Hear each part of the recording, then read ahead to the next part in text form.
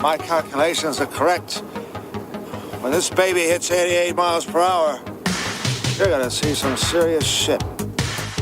They're here. Do you really think you have a chance against us, Mr. Cowboy? Yippee-ki-yay, motherfucker. It's showtime. Right, welcome everybody to another episode of the VHS Strikes Back. I am one of your hosts, Chris, and my co-host and very good friend is Dave. Hey there, Chris, and hello to our listeners out there. Welcome to the VHS Strikes Back, the show where we dust off the old video player and go on a nostalgic journey to look at the good and the bad movies of yesteryear. Now, Chris, what are we going to review this week? Well, Dave, it's our good friend and Patreon, Stephen. He's picked a classic, Dave, which is now 49 years old, so it's not as old as me and you. And there's no jokes there about age, Dave, for once. Not quite. I apologise. Yeah, I apologise. So we're going back to 1974. This one stars Gene Hackman. It's a Francis Ford Coppola movie, which apparently is his favourite movie he's ever actually made, Dave. And it's got a bit of a cast on it. Robert Duvall's in there as well. So John Cazale as well, who was also Fredo out of The Godfather, comes straight in between doing Godfather 1 and 2 to this one. But this one's called The Conversation. So, David, you ever heard of this one?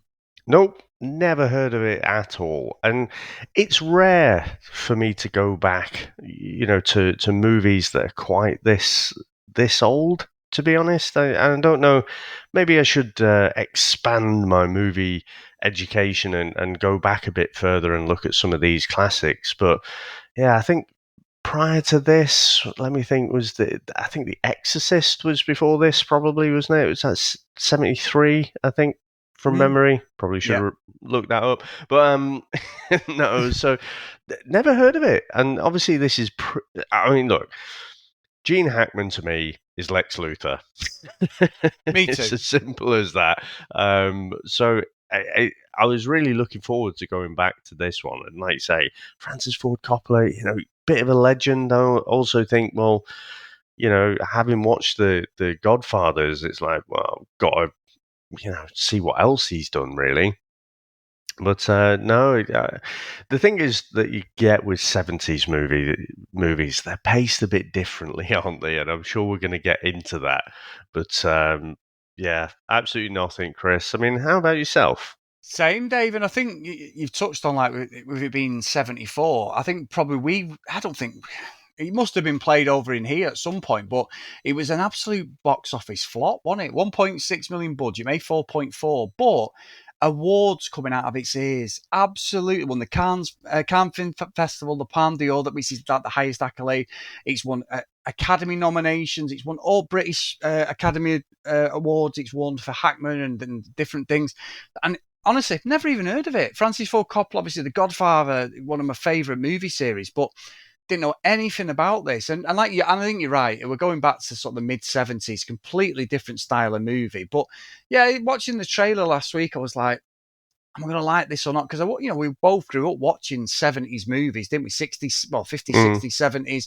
There wasn't a lot on TV. We didn't have the access to Sky. So these sort of movies were like, this probably would have been a BBC 2 or Channel 4 special late at night, I think, if it had been on an hour time during the war, Dave, obviously, but during the war, but yeah, just nothing. I never even heard it. And when I looked in the diary for The Conversation, I thought, oh, that sounds like a comedy. How wrong I was, David. How wrong I was. Because he does done it like a rom-com. I was like, oh, this will be all right. It's going to be an 80s rom-com. No, I was thinking it was going to be some kind of art house, something that we would not be in our wheelhouse necessarily, Chris. And I think I was a bit closer to the bullseye there. Yeah. I think so, Dave. So shall we get into the trailer? Let's go.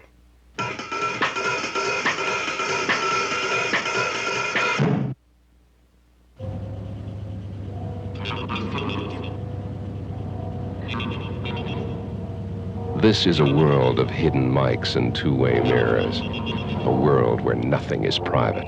Do you think we can do this? Later in the week.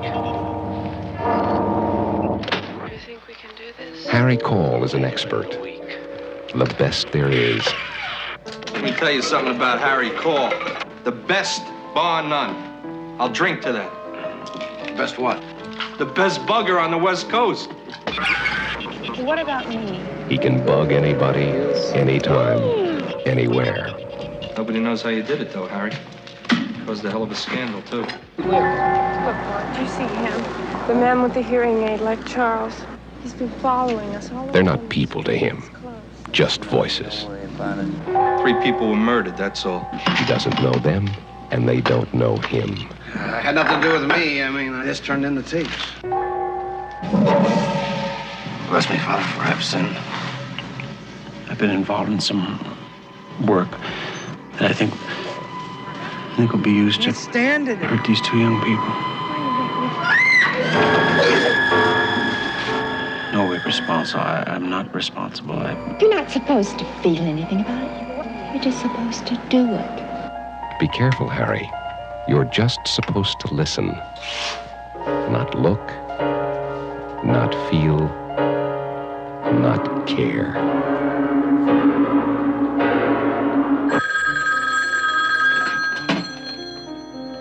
Yes. How'd you get this phone number? We prepare a full dossier on everyone. It's terrific. The bugger got bugged, huh? Do you have secrets, Harry? I know you do. Tell me about yourself. Your secrets. I don't have any secrets. Don't get involved in this, Mr. Cole. These tapes are dangerous. Come on, Harry. Show and tell. How'd you do it? Why are you asking me all these questions? Gene Hackman is Harry Caul in The Conversation. There is nothing private about The Conversation. Listen. My name is Harry Caul. Can you hear me? Surveillance expert Harry Caul runs a private company in San Francisco offering wiretapping services. In the opening scene, Caul, his colleague Stan, and some freelance associates are bugging the conversation of a couple as they walk through a crowded Union Square. Now, Chris, what do you reckon to the opening of this movie? Well, I've got to say, Dave, the first thing is you're thinking, oh, hang on a minute, is he a bit like James Bond? Is he a bit of a, he's a spy? Is there something going on? No, he's just basically like a PI, isn't he? Like he listens in on people. And this conversation, hence the name, runs throughout the movie. And if you want to know about the conversation and you don't catch it the first time, it's replayed at least 50 fucking times. And I will give a note to anybody who's not watched it yet, guys. If you're going to watch it with earphones on, you may become triggered like I was, because the amount of fucking rewinding Harry does for this conversation was doing my head in, Dave. I was like, oh my God. I had to take one earbud off at one point. I was like, fuck me. This, honestly, and I know I'm joking about it. It is proper annoying, these bits, because he's rewinding this conversation. We're going with 1970s technology. But obviously, Harry, I'll be honest with you, Dave, as a character, really complex character. And I think if this was 2023, you would class him as being on the autism spectrum, wouldn't you? 100% with his actions, the way he is. He's so clever. He's got the things he wants to do. He's very elusive. He doesn't like gatherings. But then again, his character is a little bit, I suppose, calling it out, bipolar in some respects, in some scenes. But yeah, very interesting start. And having John Cazale, who is out of The Godfather, who unfortunately passed away, he had the tagline of every time he was in a movie, it was a classic. He died in about 78, 79, but he did like 5 or 6 movies and was building his portfolio up, and every one of them was some sort of Academy Award nominated movie, Dave. So he's a great supporting character as Stan, he's right-hand man. But yeah, interesting start. And I was quite interested in the technology that we were going to use. And obviously, Harry doing this, he's like an absolute legend, and he creates his own stuff. And he created this thing to listen to a conversation in a massive, busy, populated area. But yeah, I think for me that it did grab me at the start, but then as it went on, from about 20 minutes in, my ears were fucking bleeding from listening to this conversation over and over again. Fuck me, it was boring. I'll be honest with you.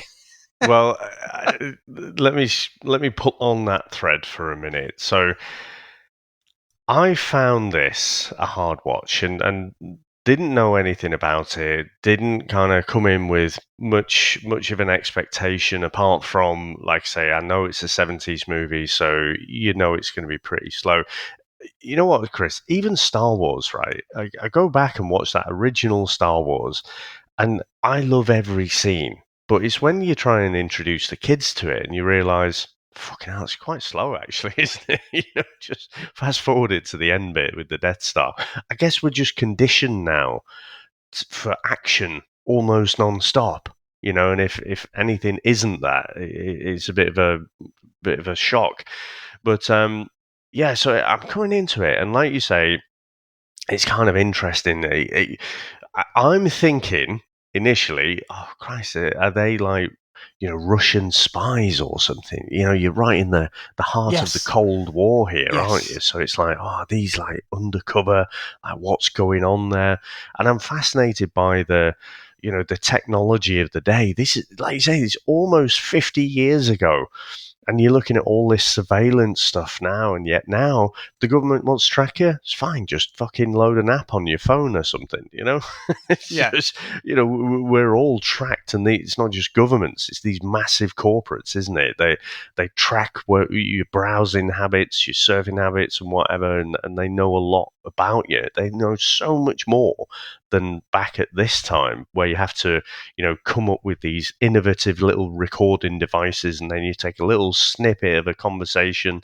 I guess the clue's in the title, isn't it? I didn't think it would revolve quite so much about this same fucking conversation all the way through. But yeah, I found this so slow and really hard to get through.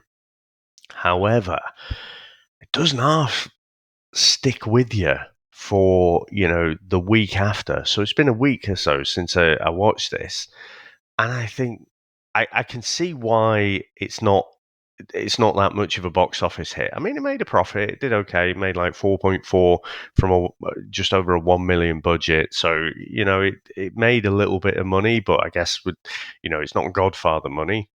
But it's so well put together, because it gets you basically. Gene Hackman, he's playing this character. Like you say, I don't know about autistic, but he is a bit of a knob. Yeah. Harry there. I mean, the way he treats his girlfriend and stuff, and, he's a bit shitty to her. I suppose we'll come back to that later, but even after recording this conversation, it's in a crowded place, isn't it? So that's part of the technical wizardry that he's putting together with that technology of the day, which you find out later. But he gets back to his home, and he's so paranoid because someone's left him a birthday cake, and he's like, how the fuck did someone get in here? And he's on the phone. He's like, I should be the only one to have the key. So, like, because of the nature of the business that he's in, he's super paranoid, but with good reason. But it's almost like a spiral. So he's very isolated and super paranoid. And just ultimately, it's not really a good headspace to be in. I do find it a bit weird because as he's on the phone to his landlord, he's like taking his pants off. I'm like, he's going to have a crafty wank or something here. What's going on? But yeah, I think the paranoia that you get from this, you can only get with a slower movie. And the fact that it keeps going back to this conversation, and the fact that it replays it over and over, it's the nuance in the delivery. And then obviously when we get to the end, the context of that conversation completely changes. But it's Harry's kind of obsession around this conversation. And he should literally just record the conversation, hand it over to the people who are paying him, and then that's it. But he starts to get too involved, doesn't he? And that's like part of his downward spiral. Yeah, and you know what? You're probably right. Actually, I think his character, I was saying about like the autism, but I think his character is fascinating, Dave. I do. Even though the movie was pretty boring, I agree with that. I think there is a point where it does stick and it does make you think, and you go, "Oh my god!" But the fact that I think the thing for me is because the first 20 minutes he's just repeating it over and over, and then he fires Stan, doesn't he? Because Stan's like, he's like, you took your eye off the ball. He just starts giving him shit, doesn't he, for no reason because he's having a few issues. But then he goes to this seminar, of where all the best people who bug, and fucking Lutz is there from Beverly Hills Cop 2, Dave. So how we've ended up with Lutz in the space of a couple of weeks being, you know what, it was weird, isn't it, how we do this? Those mad things, isn't it? VHS special. We just need him to appear in something else and it would be a hat trick. But yeah, it's weird because it's sort of like he's like not his nemesis, but he respects him. They know he's the man, and they're doing these demonstrations. And then one of the guys is like, "Oh, you're Harry Caul," and he's like, "Yeah, come and have a look at this. I'll give you this free. I'll give you this bugging device." But I love the demonstration that fucking Lutz does, Dave, when he goes, "Hey, watch this. We'll use a harmonica, and you can listen in." And then he's got the pretend thing of his wife saying to some fucking bloke, like, "Oh, he's away, my husband. Let's have a bit." And he's like, "Oh, that's obviously all for the demonstration." But he's got like that blonde woman there, Annie, who they got the thingy with. But they're all, I mean, he says, Harry, he's 42, Dave. Fuck me, 42. Now, you'd be like, are you he looks about 60, doesn't he, Gene Hackman? And the rest of them do. But they decide from nowhere. So they're all these like people who are into bugging and spying PIs and all that stuff. And they're listening in on conversations and they're having a bit of a chat. And the next minute they go, right, let's go, get all the girls in. There's about 8 of them in this fucking car. And they're chasing a Mustang. There's a fucking Boss Mustang, which, don't get me wrong, Dave, one of my favourite Mustangs, 1970 Mustang. And they're chasing it and they have a go at these lads. And I'm thinking, it's going to kick off. Lads disappear who've cut them up in the Mustang.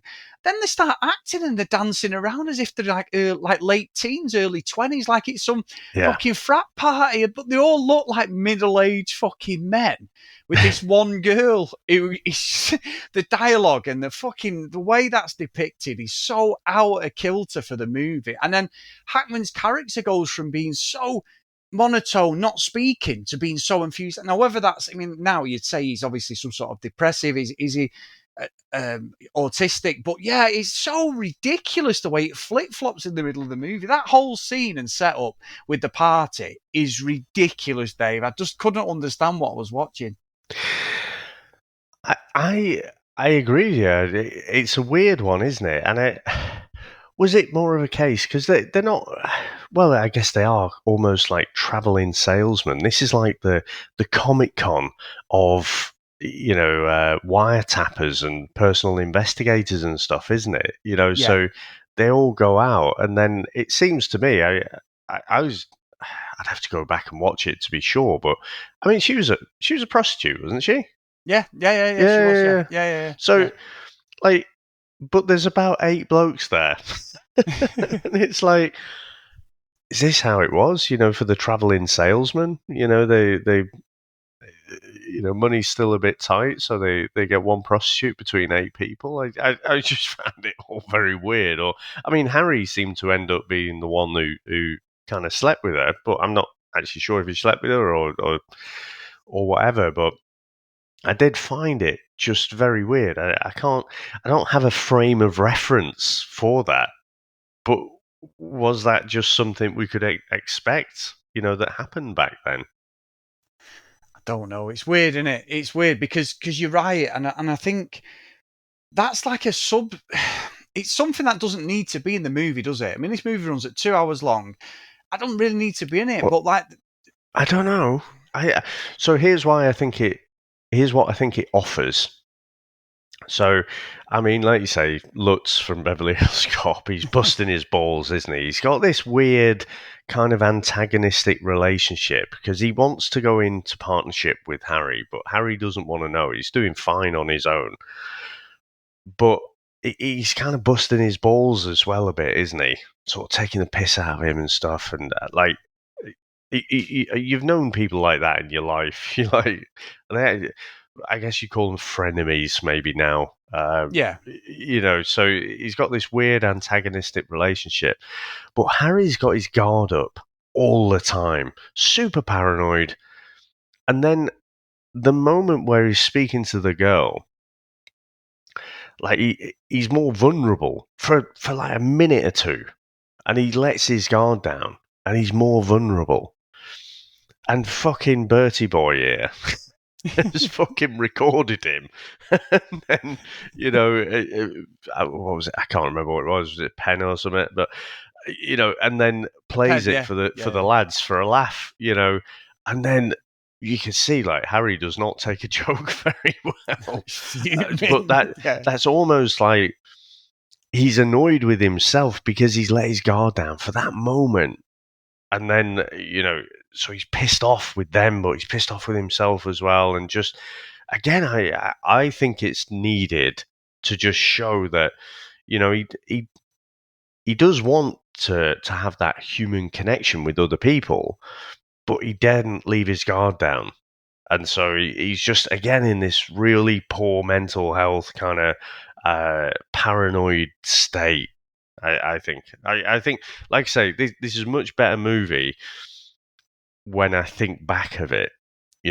I like I say, I'll be transparent. I think I found it hard going to actually sit down and watch it all the way through. I found it so slow, but I almost feel like I say, I don't think you could make this movie now. I think it has to be slow, to get you in the headspace of Harry.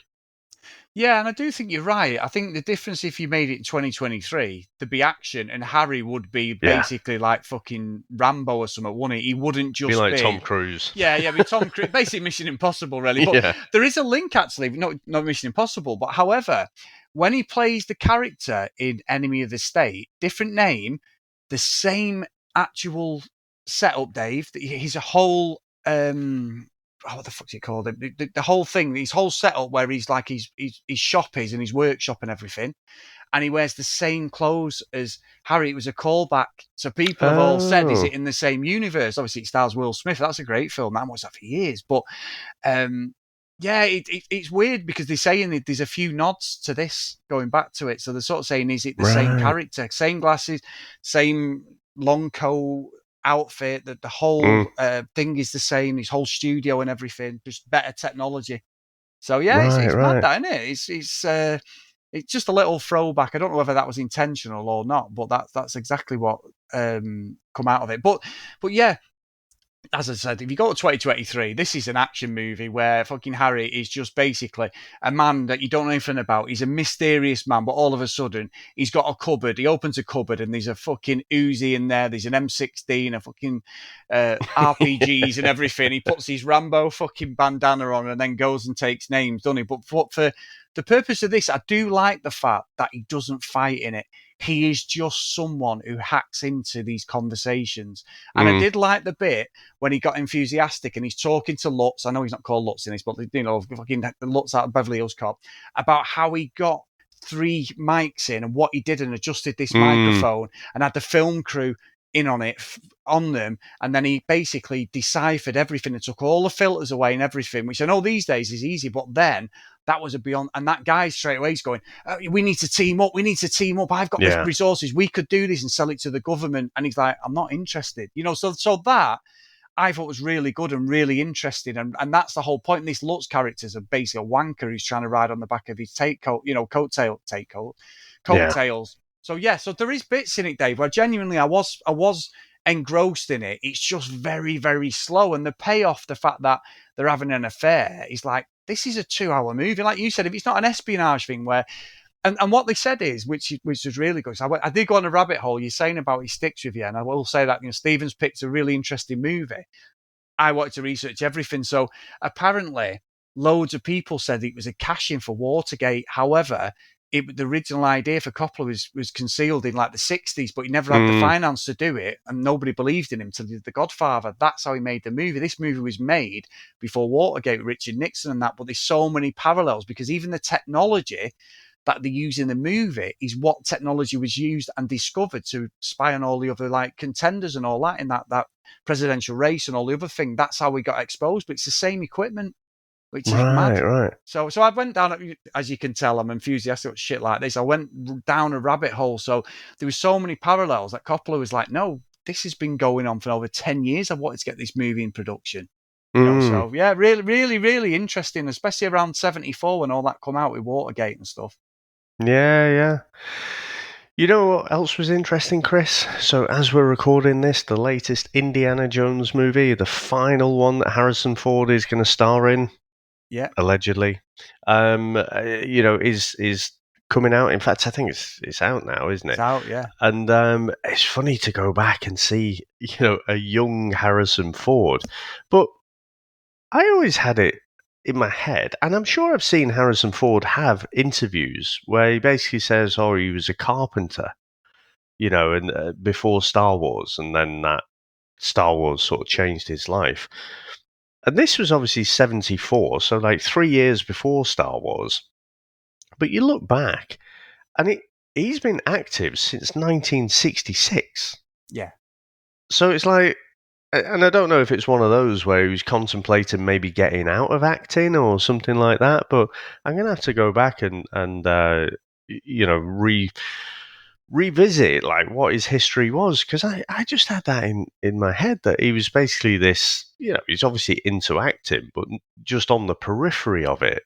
So it's clearly bollocks, because this, I mean, it wasn't chump change, was it? It cost $1 million back in the early 70s. So that's a decent sized movie, and I think his character is quite interesting, because where Harry sort of gets his conscience and whatever, he's thinking that between like Harrison Ford's character, so what's his name, Martin, and the director, he thinks they're going to hurt these young people. So he's thinking that this young couple, I'm going to throw them under the bus here. So he wants to hand it straight to the director, and Martin's like, no, just give that to me, here's your money and whatever. But that's where it seems to flip. Harry becomes more than just the wiretapper. He's getting personally involved, and you're thinking again that Martin is with the director at this point, and then obviously it changes a bit later. But I think even though he's only in the movie for a few minutes, and I know you're not the biggest Harrison Ford fan, I do think he plays a good character in this. Yeah, he does. He's a good-looking guy as well. You got to give him that. Yeah. Fucking, Han Solo, always. But you're right. I mean, did he not do... what's that bloody one? The thingy graffiti around this American time. Graffiti, yeah, he did that as well. Yeah, that was around this time. But yeah, you're right. I know. I think I read somewhere, because I'd read that about the Carpenter thing. Like, I always felt, grew up thinking he was plucked from obscurity, but he wasn't. Yeah. He was an actor. He went back to carpentry because he was making no money, and he was failing at auditions and stuff. He got very sparse auditions. Maybe it was from this movie to Star Wars. I don't know, but yeah, he wasn't in a lot of things. So that's. But I'd always thought that, Dave, that was one of them, like, I've just built you a table. Do you want to start a movie? One of them. Yeah. I just grew up thinking that, and it obviously wasn't. But yeah, I think he's good in it. I do think he's good in it, and I think because Harry tells Stan, doesn't he, I'm being followed, and he confronts him. He confronts Harrison Ford, and the chatting and everything. But you're right. What gets me is when he gets a bit too personal in it, and then when I tell you what, I'm going to say it again. What gets me is when Harry finds out off the conversation, he deciphers it. It's deciphering, and he says, right, 3:00 at this hotel. He goes to the hotel and says, can I have room 773? And the guy goes, no, it's occupied. Well, can I have the adjoining room? Nobody says. Why? Do you know them? Yeah, no problem. Is it got? Yeah, it's fine, mate. No problem at all. Okay, I'll put you in 771 or 775, and he gets the adjoining room and sets all his gear up, doesn't he, listening in? You're not going to do anything, are you? Yeah, no. I mean, that's a little bit weird, mate. Do you know them? Yeah, of course I do. Totally. He's fucking bollocks. So anyway, he ends up next door to them, sets all his gear up, doesn't he? He's got the telly on. He's a very lonely man, and it's a very isolated job that he's doing, and he's hidden under the sink where the toilet is, and he's pushed through the wire and he's listening in and everything, and that's when he sees the blood, doesn't he? Now what his whole thing is, because they said that the couple about he's going to kill us, the premise is that Harry thinks one of them's going to basically take it, doesn't he, and get killed. And he sees that blood thing. So it's an interesting thing. But then when he goes in the room and he's got there's no one in the fucking corridor, Dave. There's a man there kneeling down, fucking picking a lock. And he gets in the room and there's nothing in the room, is there, at all? There is nothing in the room until... Because we've had a few flashback bits in this. When he sleeps with the prostitute and he's having this, he's having these things about the couple, about him getting killed in different things. Yeah. And having a dream or something, isn't he? Yeah, it's like it goes horror movie, because he keeps looking at the toilet where it's been cleaned by the cleaner and it's got the thing round it and all that. And there's nothing in the room at all. And then he flushes the toilet and the blood comes up. And I'm thinking, was that like a dream sequence? It was almost Nightmare on Elm Street levels of like, I mean, what did you think of that, Dave? Because that was a really odd scene, that. I wasn't sure if it was real or not. Yeah, me too. And like you say, we'd had these other flashback scenes, which, when all the mist and stuff is around, it's clear, okay, so this is definitely a dream.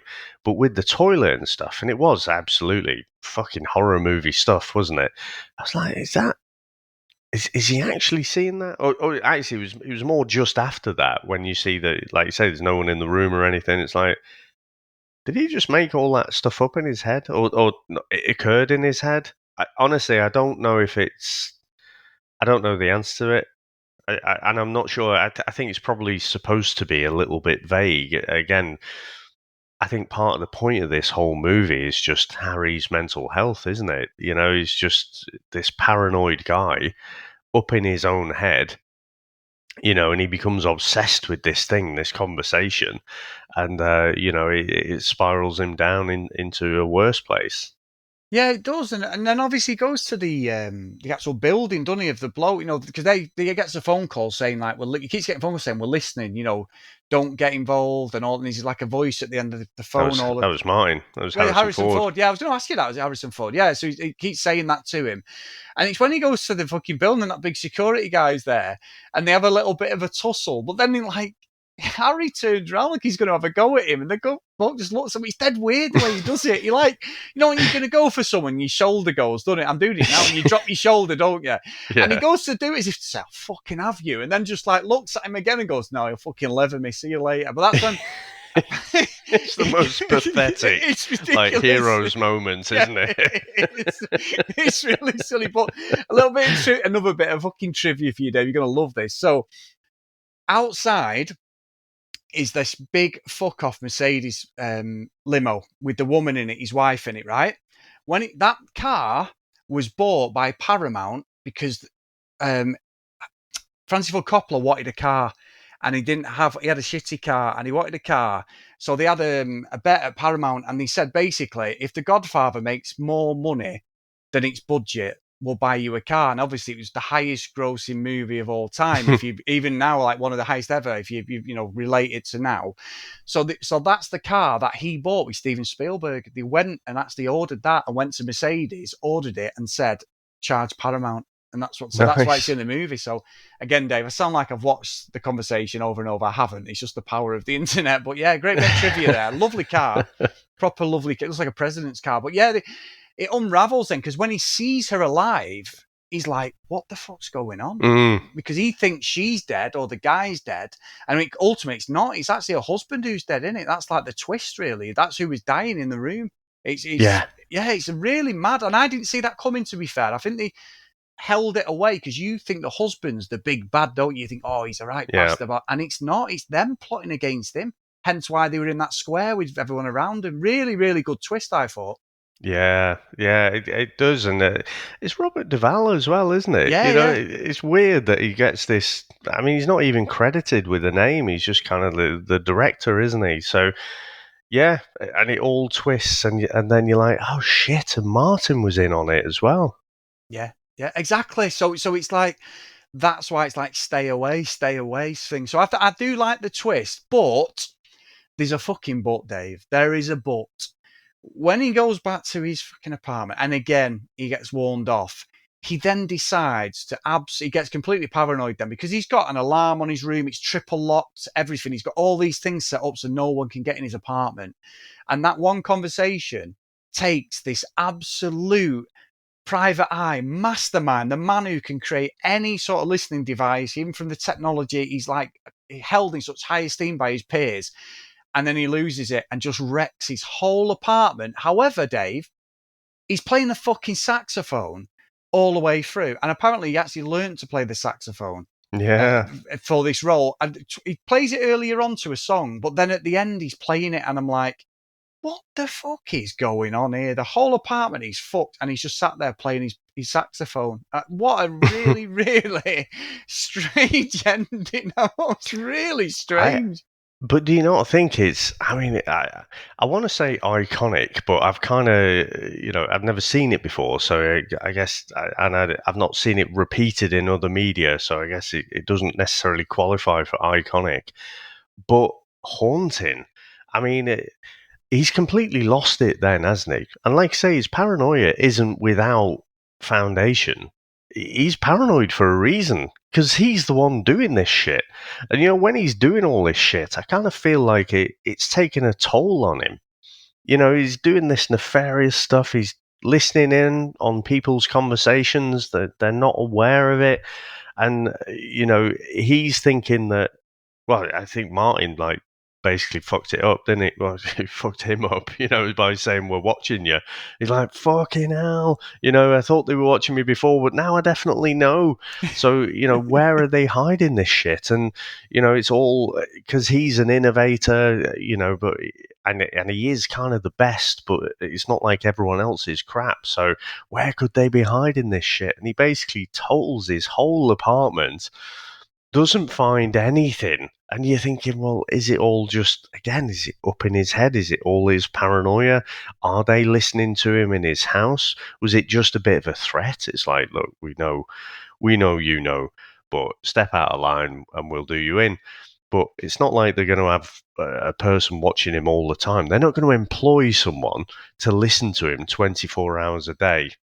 No. So, I just thought it was a great ending, to be honest, where he's just, that's it, he's just fucking lost it.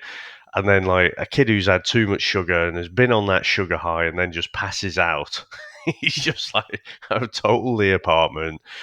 I'm just going to fucking sit here. And that's the way he relaxes, isn't it? By playing his saxophone, playing a bit of jazz on his saxophone. And I just think the way it's shot and everything is really, really good. I thought the ending was great, and that's what has lived with me, this past week more than any other scene. Yeah, I agree. I agree with that, Dave. It's just fucking bizarre, and I think as well, like, considering his character's so complex, and I've seen loads of things online, like people say one of the greatest movie characters of the 70s. Like, I've never even heard of him, Dave. All I think of in the 70s is Michael Corleone, Don Corleone, fucking Smoking the Bandit, Luke Skywalker, Han Solo. Yeah, sorry, can't forget them. But, they're the ones I think of. I've never even heard of him. So, as a character, obviously completely uneducated. However, us as kids, these films would only be available when we could watch them at our bed before bedtime. It was always, we went with the pop culture movies, didn't we, which we enjoyed. So we're looking at like the mid-80s at this point. So I would never have watched this. And I know my old man, even my granddads, both of them wouldn't have watched. Maybe my Irish granddad, Johnny, would have probably watched something like this. But my other one wouldn't have watched this, day because he loved war films. So I just would never have come across this. So yeah, I'm glad Stephen's picked it. And what a great conversation we've had, because it's completely different to anything. We would never pick a movie like this, ever.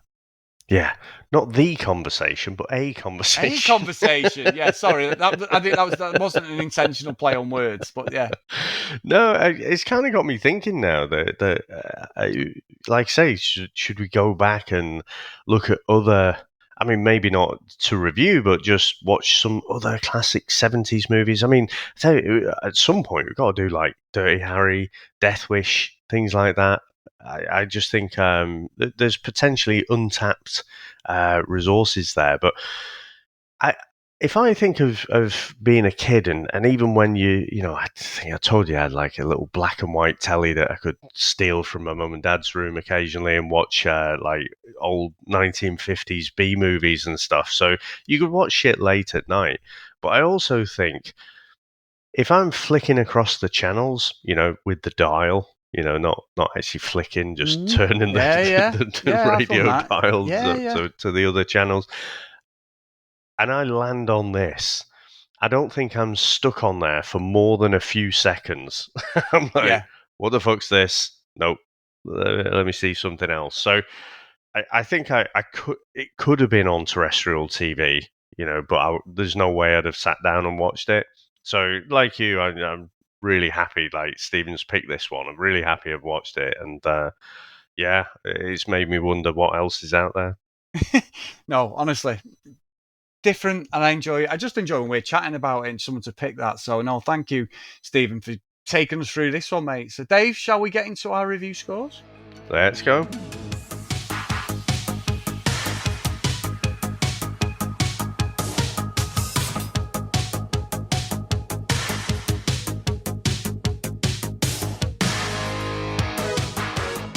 Interesting movie. It bored me. I'm not going to lie. I said that at the top of the. It really did, but there is some good spots. I think Harry's a really interesting character. I love trying to break down him as a personality.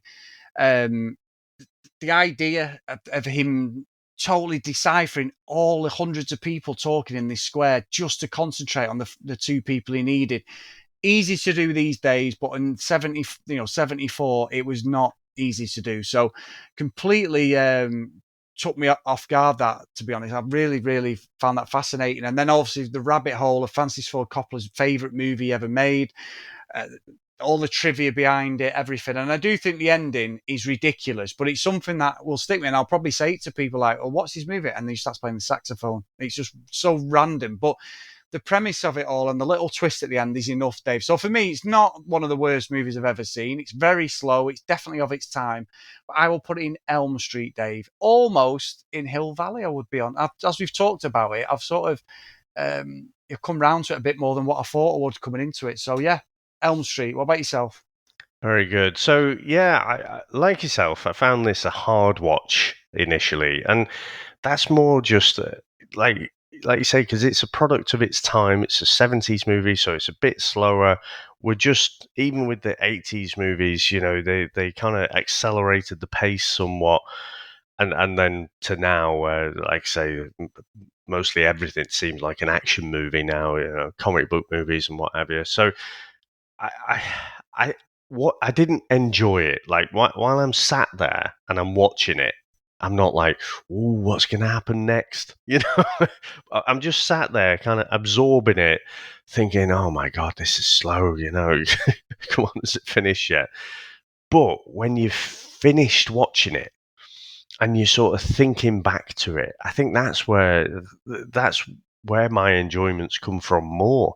And like I say, it's fascinating. I think some of the camera work as well is great. We haven't really talked about the cinematography, but I think some of the shots, some of the angles look fantastic. And again, it's San Francisco, isn't it? It's not New York, but going back to that kind of grittier time. And didn't mention it, but when he goes back to his girlfriend's house, she's in this pokey little fucking flat. It looks horrible. Yeah.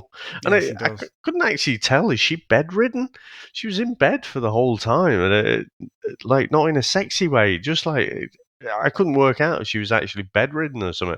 But no, I think that the repetitive stuff with the conversation, I think it changes the conversation, depending on the context of what's happening around it. And you get into Harry's head and how paranoid he is, how isolated he is, and how negative that all is. And so you kind of go along with him on this journey, where he's just spiraling downwards. And so, it all culminates to that end point where he's totaled his flat, and then just almost tired himself out. And then he's just sat there chilling, listening to his saxophone, thinking "fuck it all" kind of thing. So yeah, I enjoyed this more after, and then thinking back to it, and I probably will go back and watch this at some point. But it's one of those where you'd have to be in the right headspace. You need to shut out the rest of the world, if you like, and dedicate that attention 100% to this. And I think, yeah, like I say, I'll definitely watch it again at some point. But no, I'm going to rate it a bit higher than you, Chris. I'm going to put it in Hill Valley. I think I actually think if I'm to put on like the art house glasses or something, I can see why this film is rated so highly. But for me, it has to kind of entertain me as well, not just intrigue me. So I think for that reason, it kind of gets knocked down a couple of points. Fair enough. Fair enough. No, good stuff, Dave. Good stuff. I thought you might put it in the middle, honestly, and I totally get it. To be fair, Stephen, he's getting in touch with what he actually scores it, Dave. I'd love to know what he scores it. If he wants to message one of us, or through Patreon or email us, just send it over, because I really want to know why he's picked it and the reason behind it, because it's a really unusual movie. You know what? Yeah. It is on. I agree. I should message him, really. You know what this gets on Rotten Tomatoes, Chris? I know what it gets, Dave. It's 97%. Yep.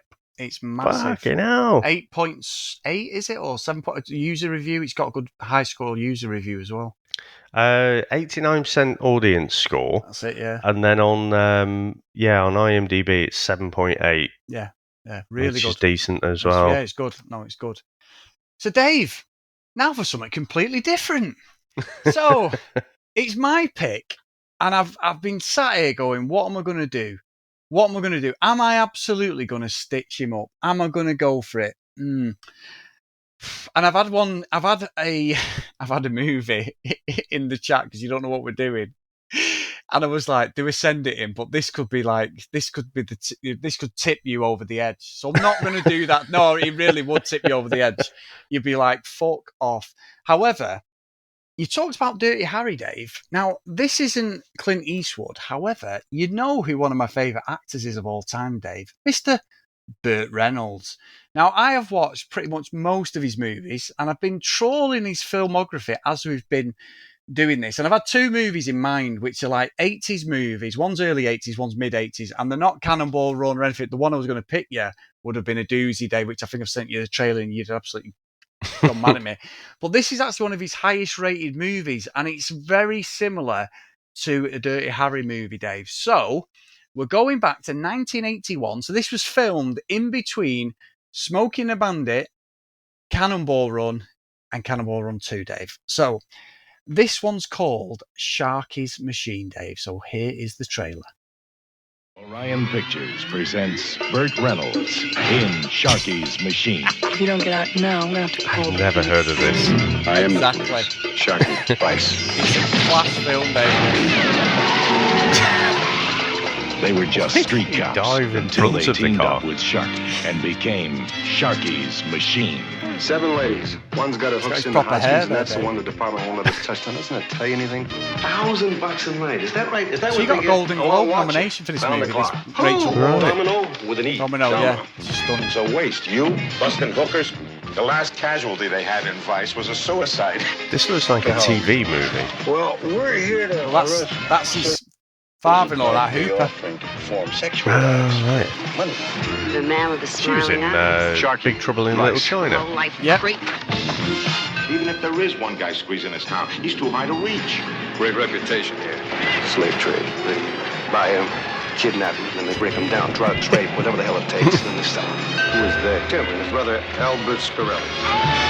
He's been involved. He's in Cannonball Run. Yeah. Just about to lose that badge of yours. You're a strange guy, Sharky. Yeah, that's what everybody says. You know you got a big that communication music. problem here, Sharky. 81. All his old stunts in Once this. you're dead. Then I am dead. Where is Domino? You should have just brought the girl in.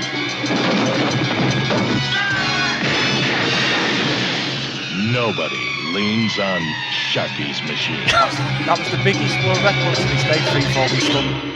Oh, wow. Yeah. There you go, Dave. So Interesting. what I've found good is when you've never seen it. So if look, I was going to pick something else, and it's fucking terrible, and it stars Burt Reynolds, and you'd have just gone, this is just right up there. It's basically a poor man's Cannonball Run or Smoking the Bandit. But this is one.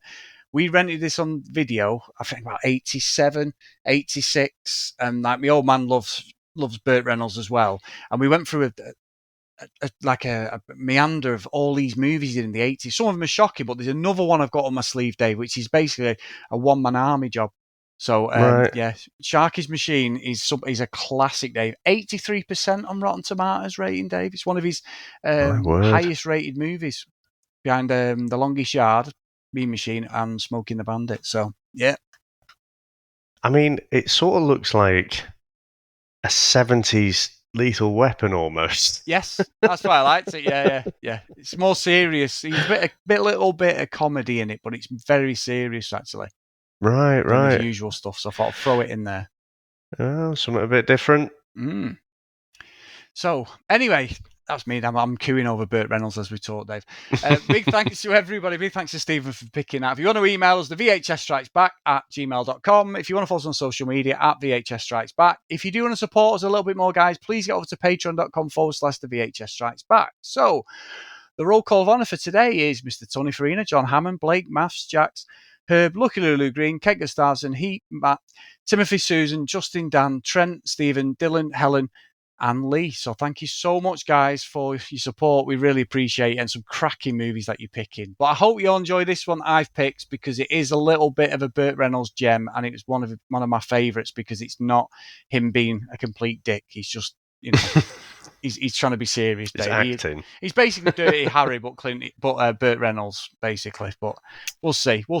Anyway, Dave, I was going to throw you under the bus, but there's no point in throwing you under the bus, Dave, because this movie has one thing said all the way through it, and it's the same thing that you hear every single 2 minutes when Gene Hackman is actually doing his rewind and he's doing everything. Honestly, I'm not joking. I think I clocked it at it must be about 30 or 40 times I heard it in the movie. It's the same thing over and over. And basically, one of the first thing he deciphers when everyone's talking, the two people are talking, and he's trying to get into the conversation and all that stuff. And honestly, I know it sounds daft, but I'm just going to say it as he said in the movie. You will get sick of hearing this in the conversation if it doesn't hit you, this movie. So all I'm going to say to you, Dave, is this.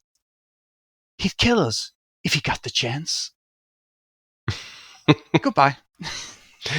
Bye now. That's it, man. Game over, man. It's game over. What the fuck are we gonna do now? What are we gonna do? Maybe we could build a fire, sing a couple of songs, huh? Why don't we try that? We better get back, because it'll be dark soon, and they mostly come at night. Mostly. I'll be back. That's odd. We came, we saw, we kicked its ass. Wax on, wax off. Get to the chopper! One ring to go. All right. Ding, ding. Bust you up. Go for it. Well, here we go. Ain't so bad. Ain't so bad. Ain't so bad. Come on. Ain't so bad. Ain't nothing. Come on. You must be crazy or something. I'm crazy. You just a stupid fool. Yeah, maybe you crazy. I ain't breathing heavy. He's a fool. He's stupid. I see you in 6 months.